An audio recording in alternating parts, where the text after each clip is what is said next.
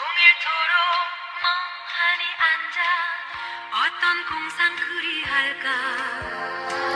گذشت و هنوز پر از دیدم هنوز تو حالت قرینم پرانگیزم واقعی ترینم حتی وقتی هنر پیشم وقتی اجام بلند میشم منو هلم میدرم انگار نور خدا تابیده به روحم و نمیذاره پشت دری که تاریکه بمونم باید از سلول خودم بیرون بزنم و همیشه قدر آسمونو بیرو بدونم قدرت نه رو محکم‌تر با اینکه لوتیا رو میکنه غربت زد به خدا مردم و ندارم من مردم ترس هیچ کسم با خودم نبردم جنگ هم صحبت نمیشم از خوردم بد ولی پیش خوبا نشده عمرم کم خوب میدونن که رد شده ظلم از مرز و سخت روزای بعد و مجسم کرد